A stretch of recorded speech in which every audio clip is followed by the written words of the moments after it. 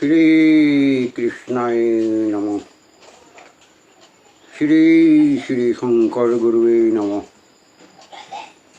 श्री श्री माधव गुरुवे नमः। हे प्रभु भगवंत इटु संसारत जत আছে পাপী তাৰ মই সীমা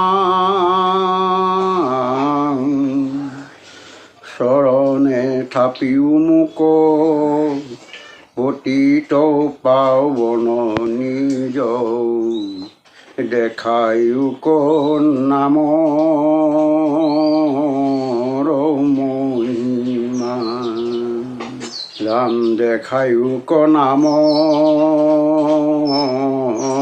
মহিমা।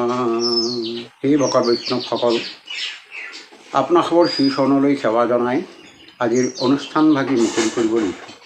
আজি আমি দ্বাদশ অধ্যায় ভক্তিযোগৰ কথা আৰম্ভ কৰিম। ভক্তিযোগৰ আৰম্ভণিতে অৰ্জুনে এইদৰে কৈছে, হে ৰাম কৃষ্ণ কসম বুদ্ধি হেন বুলিলা অৰ্জুনে আৰু এক সংশয়মি লীল মোৰ মনে। হে ৰাম পূৰ্বতে মোহ কহেন কহিলা গোসাই জ্ঞান বিনে নিস্তে জানা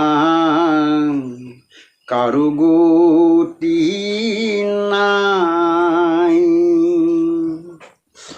এবে কহাই একাদশ অধ্যায়ৰ অন্তত ভক্তিহে পৰম পদ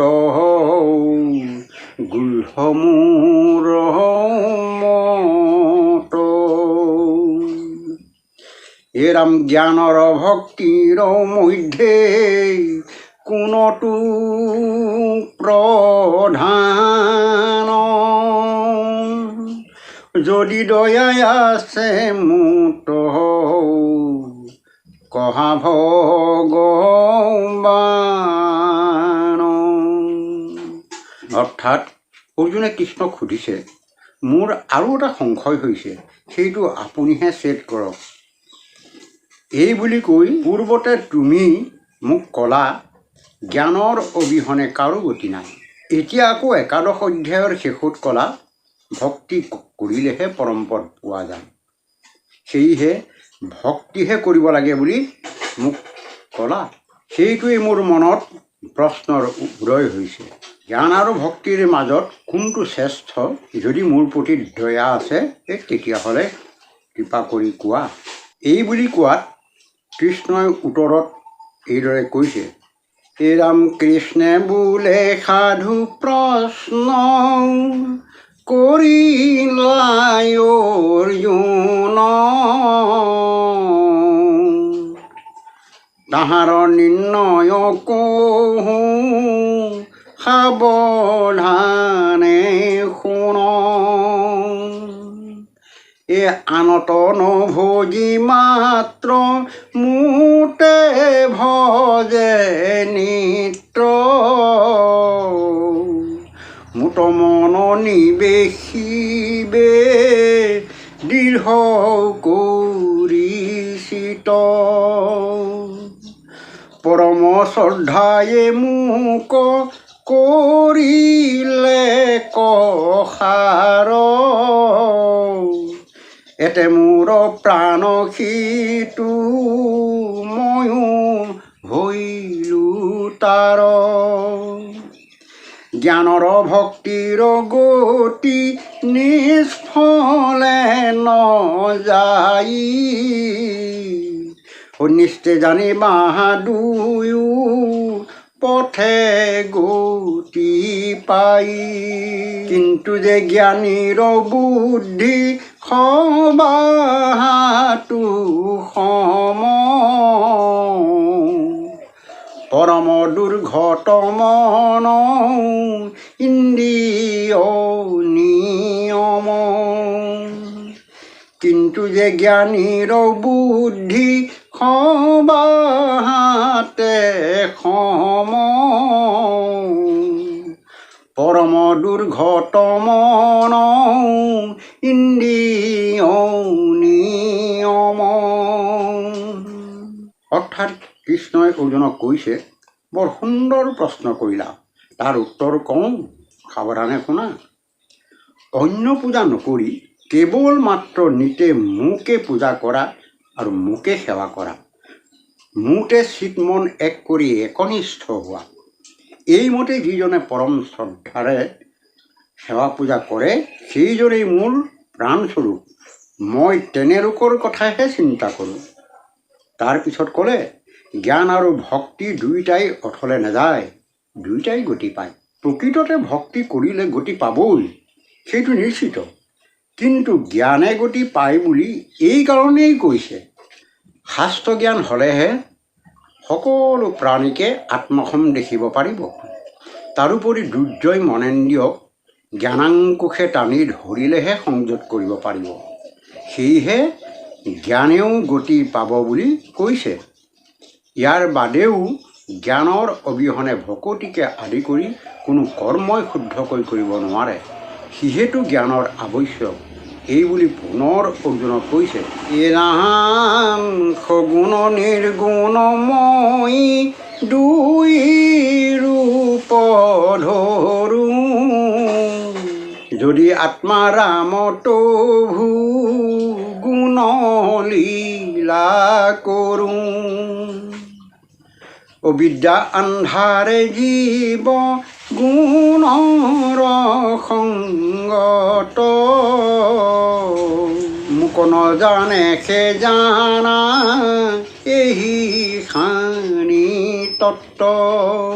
চিত্ত বুদ্ধি মনমূত নিবেদিল যাৰ, শীঘ্ৰে পাৱই মোক বিলম্ব নাহি তাৰ। অজ্ঞান প্ৰকাৰে মূত ক্ষীণ কৰে মন, জ্ঞানৰ ভক্তিৰ দুই ৰূপ কহিলো লক্ষণ। অজ্ঞান প্ৰকাৰে মূত ক্ষীণ কৰে মন, জ্ঞানৰ ভক্তিৰ দুই ৰূপ কহিলো লক্ষণ। অৰ্থাৎ কৃষ্ণই অৰ্জুনক কৈছে, মই দুটা ৰূপ ধাৰণ কৰি গুণলীলা কৰোঁ। এটা হৈছে সগুণ আৰু আনটো হৈছে নিৰ্গুণ।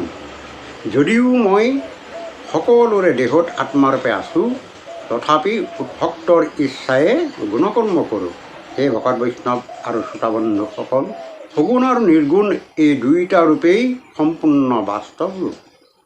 সেইটোকে শ্ৰীমদ ভাগৱতৰ ১১ স্কন্ধত কৃষ্ণই উদ্ধৱকো কৈছে, ৰাম বাহিৰে ভিতৰে জানাই তু জগতৰ, পৰিপূৰ্ণৰূপে আছো পৰম ঈশ্বৰ। অৰ্থাৎ কৃষ্ণই উদ্ধৱৰ আগত কৈছে, এই জগতত মই দেহৰ ভিতৰতো আছোঁ আৰু বাহিৰতো পৰিপূৰ্ণৰূপে আছোঁ। সেইজন ঈশ্বৰক দেখিবলৈহে আধ্যাত্মিক জ্ঞানৰ আৱশ্যক। অন্য প্ৰকাৰে দুইটা ৰূপত ঈশ্বৰক দেখিবলৈ হ'লে কৃষ্ণই অৰ্জুনক দিব্যচক্ষু দিয়াৰ দৰে গুৰু সাধুৰ পৰা দিব্য জ্ঞান বা ব্ৰহ্মজ্ঞান লাভ কৰিব লাগিব। ঈশ্বৰৰ এই দুটা ৰূপ একান্ত ভকতৰ ভক্তি নয়নৰ বাদে আনে ৪ বেদ ১৪ শাস্ত্ৰত পাৰ্গত হ'লেও ঈশ্বৰক নেদেখে। কাৰণ সেইটোকে পিছৰ ঘোষাজনাত কৈছে, অবিদ্যা আন্ধাৰৰ কথা। অৰ্থাৎ গৃহ সংসাৰৰ মোহমায়াত আবদ্ধ হৈ তিনিগুণৰ কৰ্মত লিপ্ত হোৱা কাৰণেই ঈশ্বৰক নেদেখে। অৱশ্যে আমি কৰ্মৰ মাজতে ঈশ্বৰক দেখাৰ এটা উপায় ভকত বৈষ্ণৱসকলৰ জ্ঞাতাৰ্থে কওঁ। মানুহৰ কৰ্মই ধৰ্ম, এই কথা সকলোৱে মনত ৰাখিব। এতিয়া মূল কথা হ'ল কৰ্মৰ মাজতে ঈশ্বৰক দেখে, এইটো একেবাৰে চিৰসত্য। কিন্তু সেইটো শাস্ত্ৰই কোৱাৰ দৰে শ্ৰৱণ কীৰ্তন ধৰ্ম হ'ব লাগিব। শ্ৰৱণ কীৰ্তন ধৰ্মত ঈশ্বৰক সাক্ষাতে পায়। সেই কথা শ্ৰীমদ ভাগৱতৰ 2য় স্কন্ধত লিখিছে। এই কিন্তু ইটো মহাধৰ্ম নামে সে প্ৰখ্যাত,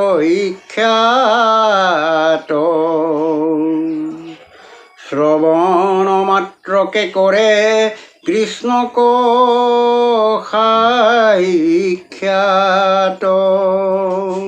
অৰ্থাৎ শ্ৰৱণ হোৱাৰ লগে লগে কৃষ্ণক দেখিবলৈ পায়।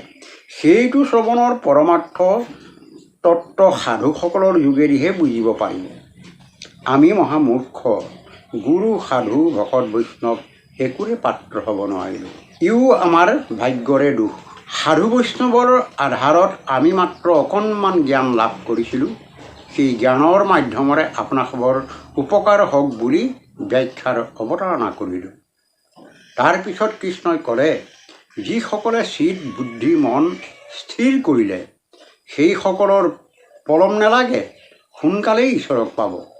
শেষত ক'লে, অজ্ঞান প্ৰকাৰে থিৰ কৰে মন, অৰ্থাৎ ঈশ্বৰক জনাৰ আগতে সকলো অজ্ঞানতে থাকে। তেনে অৱস্থাতে ঈশ্বৰক জানিবৰ কাৰণে যিজনে মন স্থিৰ কৰিলে সেইজনেহে ঈশ্বৰক পাব। জ্ঞান আৰু ভক্তিৰ লক্ষণো সেইটোৱেই। ইয়াৰ পিছত ভকতি কিদৰে কৰিব পাৰিব সেই বিষয়ে কৃষ্ণই পুনৰ কৈছে। এনাম যদি তাত তুমি হেন বোলাম বল, ইন্দ্ৰিয়ৰ মধ্যে মন ইয়াতি যে চঞ্চল, যত্ন কৰিলেও মন বিষয় যায়, মন জিনিবাৰ কহোঁ উত্তম উপায়, সৰ্বদা পুৰুষে বিষয় অকণেৰে মনে, পুনু আনিবা মন মোহৰ চিন্তনে, মোহৰ স্মৰণে মন কৰিবা অভ্যাস, যত্ন অভ্যাসত থাকি মোহয়ে নাশ, ৰাম মোহৰ স্মৰণে মন কৰিবা অভ্যাস, যত্ন অভ্যাসত থাকি মোহয়ে নাশ। অৰ্থাৎ কৃষ্ণই কৈছে, হে অৰ্জুন, যদি তুমি কোৱা এই দশেন্দ্ৰিয়ৰ ভিতৰত মনটো অতি চঞ্চল, ইয়াক সহজে বশ কৰিব নোৱাৰে, যত্ন কৰিলেও মন পুনৰ বিষয়ভোগৰ প্ৰতি ব্যাকুল হৈ পৰে। গতিকে মনক কেনেকৈ বশ কৰিব পৰা হ'ব সেই বিষয়ে কওঁ শুনা। মনক জিনিবলৈ হ'লে পুৰুষে সৰ্বদা ঈশ্বৰ চিন্তাৰ বিষয়ত ব্যস্ত ৰাখিব লাগিব। ঈশ্বৰৰ কথাত আলাপ আলোচনা হৈ থাকিলে সেই অভ্যাসৰ যোগে মন সহজে বশ হ'ব। কৃষ্ণই পুনৰ কৈছে, এনেকৈ অভ্যাস কৰিবলৈও যদি জটিল হয় তেতিয়াহ'লে আৰু এটা কওঁ শুনা। এই বুলি আৰম্ভ কৰিছে, হে ৰাম এনেকুৱা অভ্যাসে থাকি কৰিব নোৱাৰা, মুত প্ৰীতি অৰ্থে তেবে কৰ্ম মাত্ৰ কৰা, মোৰ গৃহ পুষ্প বাটি কৰিবা যতন, শ্ৰদ্ধা ভাৱে মোৰ গৃহ কৰিবা লেপন, গৃহ কলে পন্তে মৃত্যু কাৰৰে যত, সেহি কৰ্মে ভক্তি বাহে থাকে বৈ কুণ্ঠত। একাদশী ব্ৰত সেৱা অৰ্চন বন্দন, শ্ৰদ্ধায়ে কৰিবা তাত শ্ৰৱণ কীৰ্তন, এহি মতে যিটো মোৰ কৰ্ম কৰ, মুহুৰ সদিশ গতি পাৱে ধনঞ্জয়।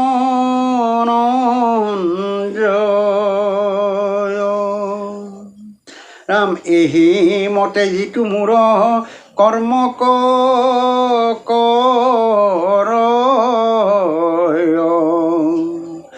মুহুৰ সদিশ গতি পাৱে ধনঞ্জয়।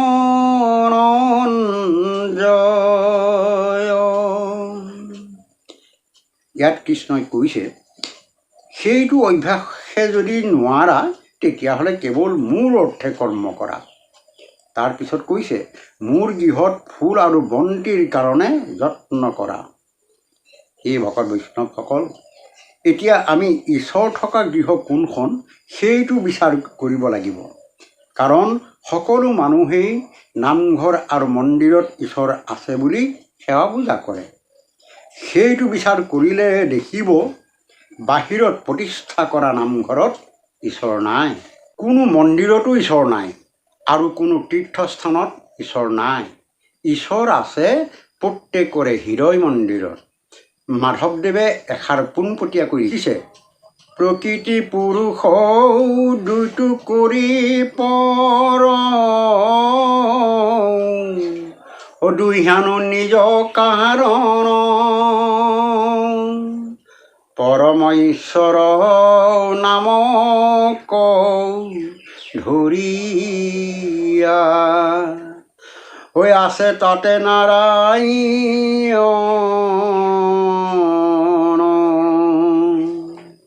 ৰাম পৰম ঈশ্বৰ নাম ধৰিয়া, আছে তাতে নাৰায়ণ।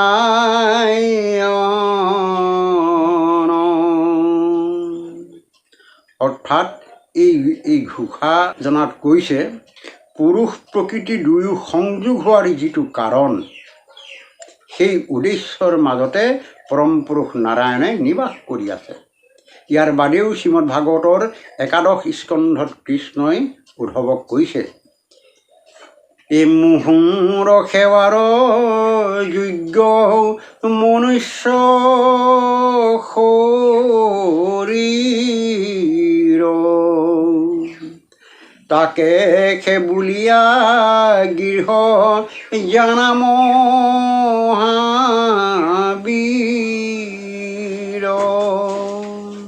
অৰ্থাৎ এই ঘোষা যোজনাৰ মাধ্যমেৰে আমাক এটা কথাই বুজাইছে, ঈশ্বৰ প্ৰত্যেকৰে হৃদয় মন্দিৰত প্ৰতিষ্ঠিত হৈ আছে। সেই মন্দিৰত ফুল আৰু বন্তিৰ কাৰণে যত্ন কৰি প্ৰথমে মনে প্ৰাণে একচিতে পৰম শ্ৰদ্ধাৰে লেপন কৰিব লাগে। তাৰপিছত ক'লে, লেপন কৰোঁতে মৃত্তিকাৰ ৰেণু অৰ্থাৎ মাটিৰ ধূলা শিৰত ধাৰণ কৰিব কৈছে। সেইমতে কৰিব পাৰিলে অভ্যাসৰ যোগে ঈশ্বৰৰ চৰণত ভকতি বাঢ়ি পিছত পাৰিষদ হৈ বৈকুণ্ঠত থাকিব পাৰিবা। লগতে এইটোও ক'লে একাদশী ব্ৰতৰ কথা। শাস্ত্ৰ ভাগৱতত অন্য কোনো ব্ৰতৰ কথা উল্লেখ নাই, মাত্ৰ ব্ৰহ্মচৰ্য ব্ৰতৰ কথাহে উল্লেখ কৰিছে। সেই ব্ৰহ্মচৰ্য ব্ৰত পালন কৰি থকা অৱস্থাত যিদিনা একাদশী হ'ব, সেইদিনা শ্ৰদ্ধাভাৱে কৃষ্ণৰ চৰণত শ্ৰৱণ কীৰ্তন কৰিব কৈছে। শেষত ক'লে, এইদৰে যিসকলে কৰ্ম কৰিছে সেইসকলে ঈশ্বৰৰ সদৃশ হৈ বৈকুণ্ঠত থাকিব পাৰিব। এইমতে কোৱাৰ পিছত পুনৰ আত্ম উপদেশ আমাক এইদৰে কৈছে। এইমতে কৰি পাছে যেহেন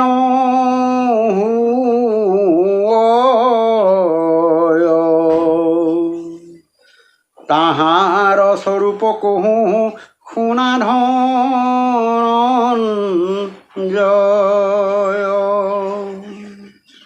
সমস্ত প্ৰাণিত ৰাগ দেশ নাহি তাৰ। লোভ মোহ কাম ক্ৰোধ নাহি অহংকাৰ।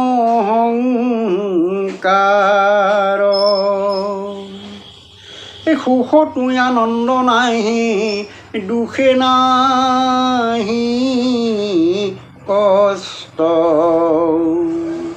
অযত্নে হৈ প্ৰাপ্তি তাতে হুৱে তুষ্ট। ৰাম শ্ৰেষ্ঠ জনক কৰে অনুনয়ে সেৱা।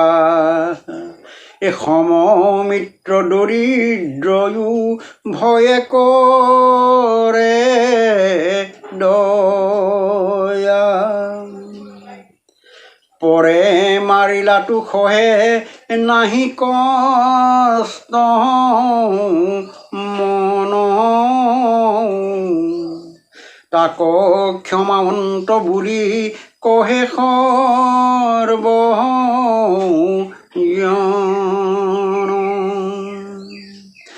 মন বুদ্ধি অৰ্পি মুত কৰিলে নিশ্চয়। সেহি ভক্ত সখী মোৰ প্ৰিয়য়াতিশয়। ৰাম মন বুদ্ধি অৰ্পি মুত কৰিলে নিশ্চয়। সেহি ভক্ত সখী মোৰ প্ৰিয়য়াতিশয়। অৰ্থাৎ কৃষ্ণই কৈছে, এইমতে অভ্যাস কৰিলে আগলৈ কি হ'ব সেইটো কওঁ শুনা। সমস্ত প্ৰাণীৰ প্ৰতি ৰাগ আৰু দ্বেষ স্বভাৱ নপজে। লগতে কাম ক্ৰোধ লোভ মোহ অহংকাৰ আদি এই গুণবিলাক নাইকিয়া হয়। সেইবিলাক ঈশ্বৰেই নিষ্ক্ৰিয় কৰে। তাৰপিছত কৈছে, যিসকলে সুখতো বৰ বেছি আনন্দ নকৰে আৰু দুখতো কষ্ট অনুভৱ নকৰে, কাৰণ সেইসকলে জানে সুখ দুখ সকলো ঈশ্বৰৰ ইচ্ছাতেই হয়। সেয়েহে তেনেলোকে বিশেষ যত্ন নকৰাকৈ যি মিলাই তাতেই সন্তোষ থাকে। তেনেকুৱা শ্ৰেণীৰ লোকৰ আৰু এটা নীতিৰ কথা কৈছে। তেওঁলোকে শ্ৰেষ্ঠজনক সন্মান সহকাৰে সেৱা জনায়, সমনীয়াজনৰ লগত মিত্ৰভাৱ আৰু দৰিদ্ৰজনক দয়া কৰে। এইবিলাক ঈশ্বৰপৰায়ণ লোকৰ গুণ। তাৰপিছত ক'লে, বিনা কাৰণত কোনোবাই মাৰিলেও ঈশ্বৰকে চিন্তা কৰি দুখ অনুভৱ নকৰে, সেইজনকে ক্ষমাৱন্ত লোক বুলি সকলোৱে কয়। শেষত ক'লে, এইদৰেই যিজনে মন বুদ্ধি চিত ঈশ্বৰতে অৰ্পণ কৰিলে সেইজনেই মোৰ একেবাৰে প্ৰিয় ভকত। গতিকে সেইখিনি গুণৰ অধিকাৰী হ'লেহে ঈশ্বৰৰ ভকত হ'ব পাৰিব। এইখিনিত উপনীত হ'ব নোৱাৰিলে দেৱতাৰ প্ৰসাদ খাই সকামী ভকত হৈ সংসাৰত থাকিব লাগিব। এই ভকত বৈষ্ণৱসকল, আপোনাসৱৰ শ্ৰীচৰণলৈ সেৱা জনাই আজিৰ অনুষ্ঠান ইমানতে সামৰিলোঁ আৰু দ্বাদশ অধ্যায় সমাপ্ত হৈছে। কৃপাৰ সাগৰ দৈৱ কি নন্দন, পুৰিও মনৰ কাম, অভকতৰ সংগ সদায় নো গুচুক। এইটো আগুণ নাম শ্ৰীমন্ত শংকৰ হৰি ভকতৰ জানা যেন কল্প তোৰু তাহান্ত বিনাই নাই নাই নাই ওই আমার পরম গুরু রাম তাহান্ত বিনাই নাই নাই নাই আমার পরম গুরু হরি নাম